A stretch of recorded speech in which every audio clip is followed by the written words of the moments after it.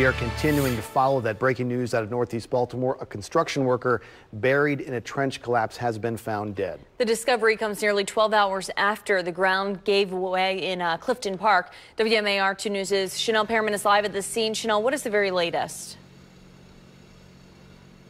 Ashley, the body of that 19-year-old construction worker was found just after 1:30 this morning. Our crews were working through the night for about 10 hours in order to find that body. His name has not been released at this time, but as I mentioned, it was just about 4 hours since they found his body, and some crews are still here at the scene. We're on Sinclair Lane in the Clifton Park neighborhood, and you can see just how massive that hole is where that construction worker was trapped for several hours. He was buried 15 feet underground there. That's where several crews had to work, as I mentioned, for about 10 hours to try and find the body of that 19-year-old construction worker until about 4 hours ago. Our crews originally got the call around 3:30 for a trench collapse. The 19-year-old was working on a sewage line. Officials say he was inside of the hole when a massive pile of dirt and debris fell on top of him.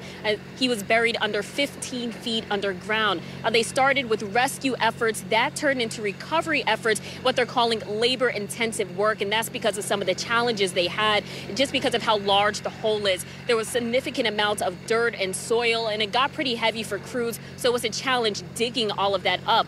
They also had water issues overnight, adding to their efforts. DPW had to shut off the water, but they spent a lot of time just trying to dump buckets of water out of that hole, and the hole, as you see, just grew bigger and bigger as they continue their efforts. Now, they worked until about 1:30 when they found the body, but back here at the scene, crews still working on the site. Sinclair Lane still closed off as they continued their efforts, and at this period of time, that 19-year-old construction worker name has not been released, as I mentioned, but we will continue to follow this story and provide updates as they become available. For now, live in Northeast Baltimore, Chanel Pearman, WMAR 2 News.